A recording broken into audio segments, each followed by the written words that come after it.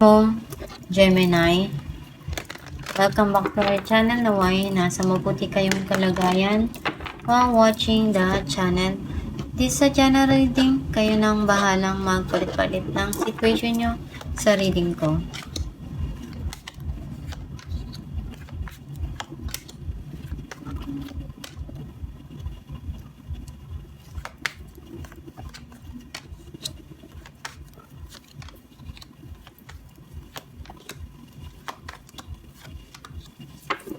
At the bottom of the deck, Knight of Swords. I feel like yung energy mo, nasisense ko na may mga bagay ka dito na gusto mong gawin, tapusin, klaruhin, at i-communicate. May mga sitwasyon kasi na nangyayari ngayon sa buhay mo na kinakailangan yun para magkaroon ng kaayusan doon sa situation na yun. Ang mensahe ng card mo, may tao dito na gusto niyang ipakita yung kanyang pagmamahal sa'yo. Pwedeng ikaw din to.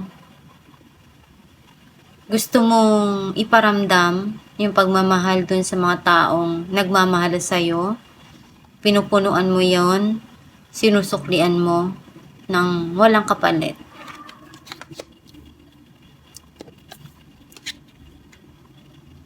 May mga iniisip ka dito na gawin, pinaplano na tapusin para sa future mo.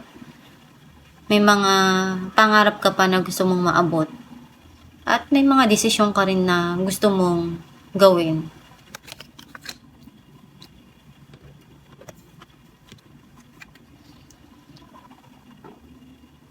You're trying to balance yung mga situation na nangyayari ngayon sa buhay mo. And masyado kang mapagbigay dun sa mga gusto mong tulungan.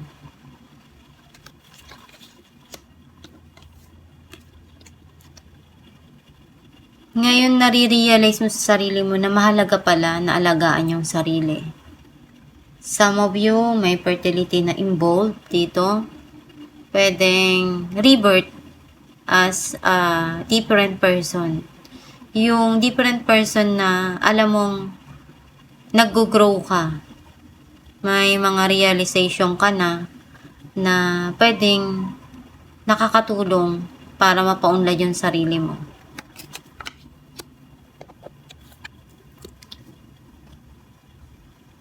Andun yung pagmamahal pagmamahal itong tao. Nung una, gusto niya lang ipakita.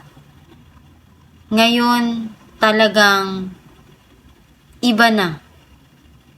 Yung nararamdaman niya, totoo na. At gusto niya talaga na sabihin. Gusto niya na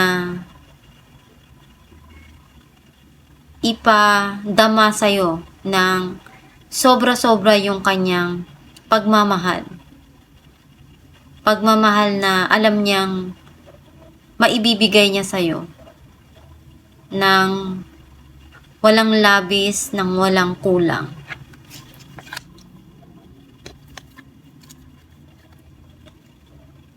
May mga sitwasyon sa buhay mo na itinatama ka or ikaw yung nagtatama dun sa situation na yun. And alam mo naman na may mga desisyon ka na dapat gawin sa isang sitwasyon sa buhay mo. At inaalam mo paano ba maibibigay yon. Paano mo ba magagawa yon ng tama.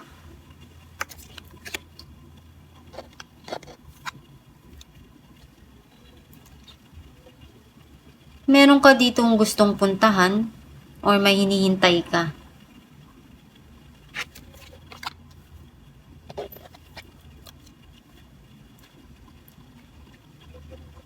Kailangan mo lang pakinggan yung inner divine mo, yung intuition mo.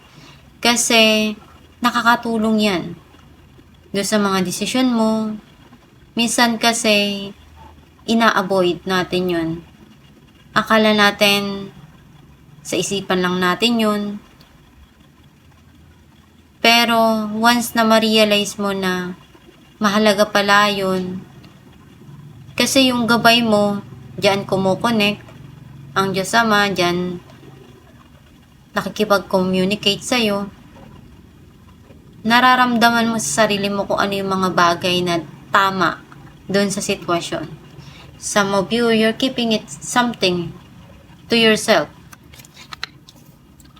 Clarify natin ang Knight of Cups.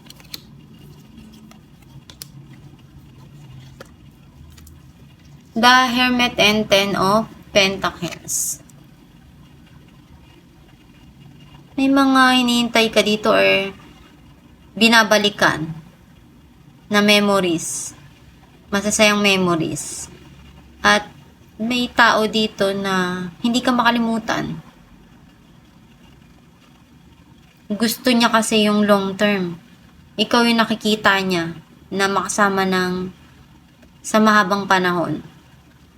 Some of you, pwedeng ikaw to, masaya ka na kasama mo yung mga mahal mo sa buhay. And you want to have a financial stability na maibibigay mo sa kanila. Naripay natin ang Six of Pentacles. Seven of Cups and Four of Pentacles. You want to secure. Pwede yung feelings mo or yung financial mo. May mga opportunity na dumarating sa'yo.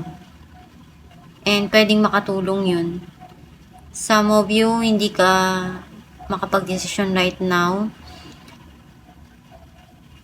Hindi mo pa magawa yun dahil hindi mo makalimutan yung past mo. Clarify natin ang King of Cups. The Hierophant and Page of Wands. May magandang balita na darating dito. And nakalaan to eh. Some of you pwedeng marriage. May involved na marriage dito. Pwedeng may magpo-propose. May magsasabi. Clarify natin na ng Three of Wands.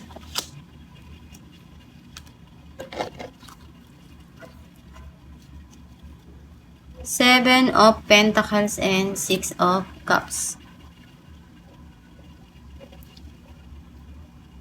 May past person na gustong bumalik. And ito yung hinihintay mo. Some of you, pwedeng you want to spend time with your children.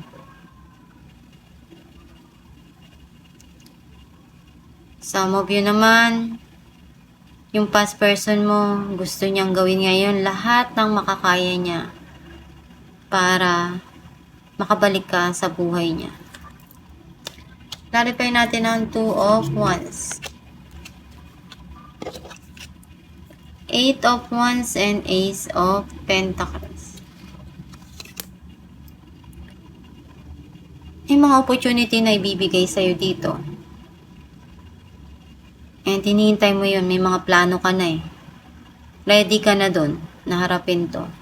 Some of you, may blessing na darating dito. And may marireceive ka ditong message about that. Clarify natin ang The Empress. The Hangman and Five of Swords. You feel stuck. Pero, na-realize mo kailangan mo na ng pagbabago dito eh. Ayaw mo nang balikan yung mga bagay na gumugulo sa isipan mo. Clarify natin ang Judgment. Three of Swords and Knight of Swords.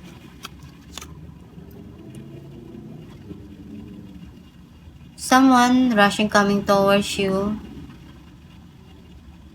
to heal yung broken heart. And andun yung kailangan mong harapin yung desisyon na to. Clarify natin ang The High Priestess. Some of you naman pwedeng someone na nagbigay sa'yo ng pain to, makipag-communicate. At ngayon, andun yung judgment eh. Ikaw na yung magdesisyon ngayon kung ano yung dapat mong gawin doon. Nine of Swords and Knight of Pentacles.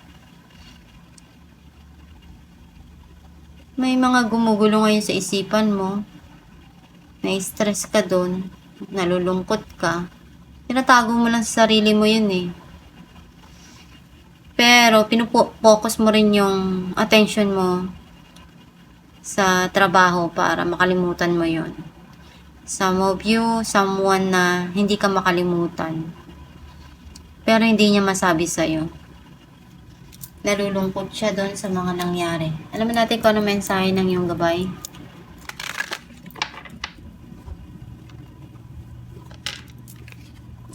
Listen.